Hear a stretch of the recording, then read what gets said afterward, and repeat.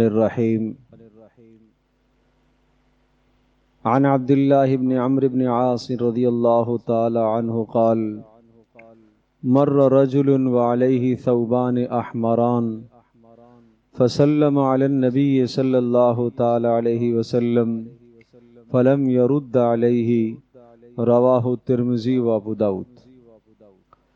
حضرت عبداللہ بن عمرو بن عاص رضی اللہ تعالی عنہما سے روایت ہے کہ رسول اکرم صلی اللہ تعالی علیہ وسلم تشریف فرما تھے کہ ایک آدمی گزرا اور وہ دو سرخ رنگ کے کپڑے پہنے ہوئے تھا۔ دو کپڑوں کا رواج عام طور پر سلے ہوئے یا بغیر سلے ہوئے دو چادریں اوپر اور نیچے، یہ بھی عرب میں رواج تھا، اور سلے ہوئے کپڑے جیسے ہمارے ہاں رواج ہے قمیض اور شلوار۔ تو دونوں کے دونوں کپڑے سرخ رنگ کے تھے۔ رسول اکرم صلی اللہ تعالی علیہ وسلم کو اس نے سلام کیا، پیارے پیغمبر صلی اللہ تعالی علیہ وسلم نے اس کے سلام کا جواب نہیں دیا۔ شارحین حدیث نے اس روایت کے متعلق لکھا ہے کہ پیارے پیغمبر صلی اللہ تعالی علیہ وسلم نے اس آنے والے شخص کو جواب سلام کا کیوں نہیں دیا؟ اس لیے کہ اس کے جسم پر انتہائی تیز رنگ والے، شوخ رنگ والے کپڑے تھے، اور یہ تیز اور شوخ رنگ عام طور پر مردوں کو زیب نہیں دیتا، یہ عورتوں کا رنگ ہے۔ رسول اللہ صلی اللہ تعالی علیہ وسلم نے ناراضگی کی وجہ سے سلام کا جواب نہیں دیا۔ اس لیے علماء نے لکھا ہے کہ مرد کو ایسا تیز رنگ والا شوخیلا بھڑکیلا لباس پہننا وہ مکروہ ہے، اور پیارے پیغمبر صلی اللہ تعالی علیہ وسلم کی کھلی ناراضگی ہے۔ آپ علیہ الصلوۃ والسلام کا سلام کا جواب نہ دینا یہ رسول اکرم صلی اللہ تعالی علیہ وسلم کی صاف ناراضگی کی نشانی ہے۔ اس لیے آج کل لباس کے معاملے میں بہت زیادہ افراط اور تفریط کا شکار ہیں، خاص طور پر ہمارے جوان۔ اللہ تبارک تعالیٰ نے قرآن مقدس میں جو لباس کے متعلق ارشاد فرمایا، قد انزلنا علیکم لباسا یواری سوآتکم وریشا، کہ ہم نے لباس کی نعمت تمہیں عطا فرمائی ہے، اور اس کے دو مقاصد بتلائے۔ پہلا مقصد تو لباس اس لیے ہے کہ یہ تمہارے سطر کو چھپاتا ہے، اور سطر کے وہ حصے کے جو آدمی کسی دوسرے کے سامنے ظاہر نہیں کرتا، لباس آدمی کا وہ سطر کے حصوں کو چھپاتا ہے۔ پہلا فائدہ تو یہ ہوا۔ لہٰذا اگر لباس پہن کر کسی کا سطر چھپا ہوا نہیں ہے، باریک لباس ہے تو سطر چھپا ہوا نہیں ہے، تنگ لباس ہے جس سے جسم کے اعضاء کی ساخت نظر آ رہی ہے، تو گویا کہ لباس کا مقصد حاصل نہیں ہے، سطر پوشی نہیں ہے۔ اسی طرح سے اتنا مختصر لباس ہے کہ نیچے جھکتا ہے تو اس کی جو ہے وہ ران کا کوئی حصہ نظر آتا ہے، اور اسی طرح سے سواری پہ ہوتا ہے یا بیٹھتا ہے تو اتنا مختصر لباس کے اس کے گھٹنے نظر آئیں، گھٹنے کے اوپر کا حصہ نظر آئے، تو اس کا مطلب یہ ہوا کہ لباس کا مقصد حاصل نہیں ہوا۔ لباس کا مقصد سطر پوشی ہے۔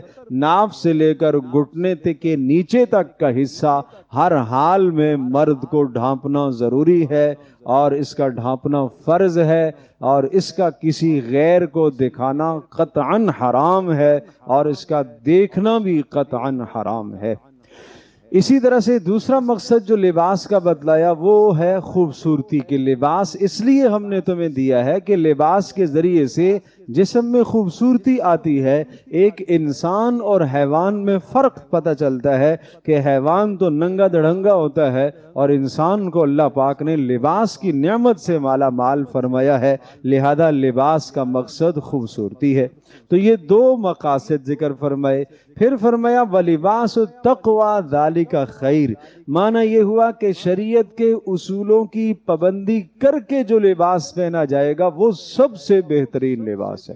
شریعت کے اصولوں کی پابندی کر کے جو لباس پہنا جائے گا وہ سب سے بہترین لباس ہے۔ شریعت کے اصولوں کی پابندی کیا ہے؟ پیارے پیغمبر صلی اللہ تعالی علیہ وسلم نے بتلایا کوئی مرد ایسا لباس نہ پہنے جو عورتیں پہنتی ہیں، لہٰذا مردوں کو خیال رکھنا چاہیے۔ نمبر 2، شوخیلے اور تیز رنگ والے کپڑے مرد نہ پہنے، اس کا بھی حکم رسول اللہ صلی اللہ علیہ وسلم نے دیا۔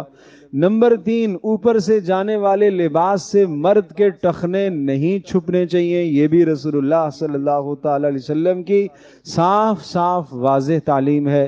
نمبر 4، لباس ایسا نہ ہو جو غیر مسلم قوموں کا شعار ہو، نشانی ہو، تاکہ غیر قوموں کے ساتھ شباہت لازم آئے، ایسا لباس نہ ہو۔ اور نمبر 5، لباس ایسا ہو جو جسم کو چھپانے والا ہو، ستر والا لباس ہو۔ اور نمبر 6، لباس ایسا ہو جو خوبصورتی کا ذریعہ ہو۔ یہ اسلام نے لباس کے متعلق ہدایات اور تعلیمات دی ہیں۔ ان ہدایات کو مد نظر رکھتے ہوئے کوئی بھی آدمی اپنے ماحول کا، اپنے موسم کا، اپنے علاقے کا، اپنی ثقافت کا لباس اگر پہنتا ہے تو اسلام اسے روکتا نہیں ہے، لیکن یہ بنیادی اصول بتلائے، ان اصولوں کی رعایت رکھتے ہوئے کسی طرح کا بھی کوئی لباس پہنتا ہے، وہ 2 کپڑے پہن لیتا ہے، چادریں باندھ لیتا ہے، وہ سلا ہوا لباس پہنتا ہے، لیکن یہ جو اصول 6 بتلائے ہیں، ان اصولوں کی رعایت رکھتے ہوئے وہ لباس پہنے گا تو وہ شرعی لباس کہلائے گا۔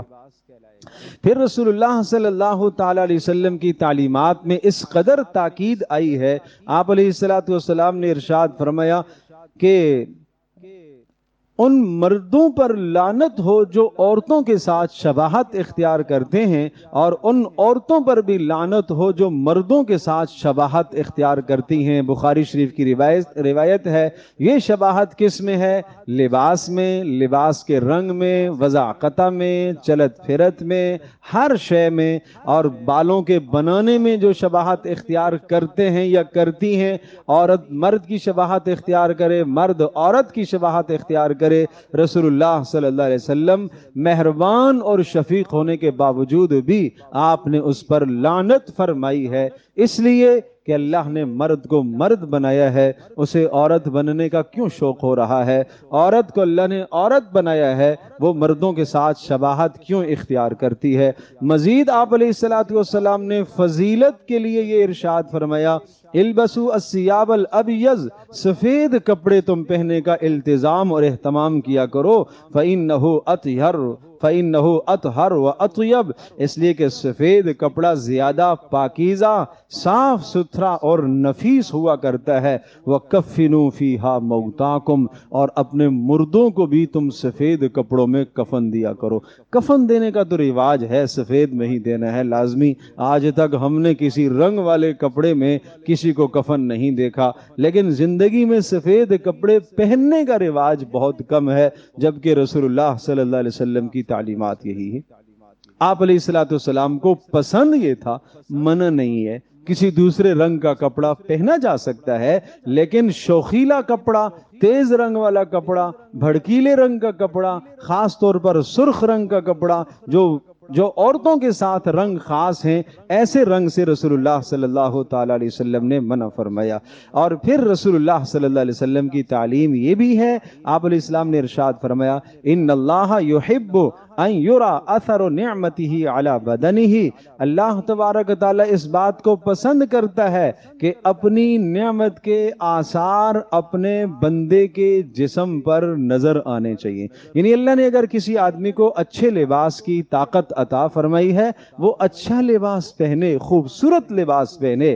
اگر گنجائش نہیں ہے تو ایک علیحدہ بات ہے، لیکن اچھا لباس پہنے، بہترین لباس پہنے۔ لیکن فرمایا ہاں بہترین لباس پہنو، کلو، کھاؤ بھی، اچھے سے اچھا کھا سکتے ہو، وشربو، اچھے سے اچھا پی سکتے ہو، وتصدقو، صدقے بھی کرتے رہا کرو، اور والبسو ما لم یخالط اسراف ولا مخیلۃ، اور اچھے کپڑے بھی پہننے میں حرج نہیں ہے، لیکن اسراف نہیں ہونا چاہیے اور تکبر نہیں ہونا چاہیے، تکبر نہیں ہونا چاہیے کہ اچھا کپڑا پہن کر جناب جیسا میں نے پہنا ہے نا ایسا کسی نے بھی نہیں پہنا ہوا، یہ کیا ہے؟ تکبر ہے۔ اسراف نہیں ہونا چاہیے، تکبر نہیں ہونا چاہیے، اچھا کپڑا ہو، صاف ستھرا کپڑا ہو۔ رسول اللہ صلی اللہ تعالی علیہ وسلم نے اول جلول سے منع فرمایا، اس طرح کے کپڑے بے ڈھنگے کپڑے ہوں اور اس طرح سے جناب صاف ستھرے بھی نہ ہوں اور بہت میلے کچیلے ہوں، اس سے رسول اللہ صلی اللہ علیہ وسلم نے منع فرمایا۔ کوئی دو رائے نہیں، آپ کہیں گے پاک ہوں تو نماز ہو جاتی ہے، بھائی ہو جانے کی بات نہیں ہے۔ ہم اللہ احکم الحاکمین کے دربار میں آتے ہیں تو اس کے دربار کا تقاضا یہ ہے کہ آدمی صاف ستھرا ہو کر اچھی طرح سے، جب ہم کسی مجلس میں جاتے ہیں، تقریب میں جاتے ہیں، شادی کی تقریب میں، تو یقیناً ہم کیا اہتمام اور التزام کرتے ہیں، تو اس درجے کا التزام و اہتمام نماز میں بھی آدمی کو کرنا چاہیے۔ کیوں؟ نماز میں انسان اللہ سے مناجات کرتا ہے، اللہ سے بات چیت کرتا ہے۔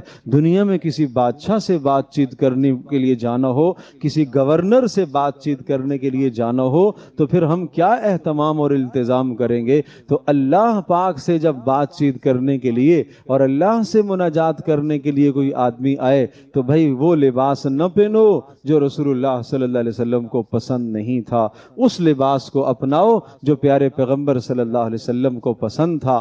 آپ سفید کو اختیار کرتے تھے، اسی کو آپ ترجیح دیتے تھے۔ شوخیلے بڑکیلے کپڑے سے آپ نے منع فرمایا، اور باقی جو لباس کی شروط اور قیود بتائی ہیں، حدود بتلائی ہیں، ان کا خیال رکھا کریں۔ اللہ پاک ہم سب کے لیے سمجھنا عمل کرنا آسان فرمائے۔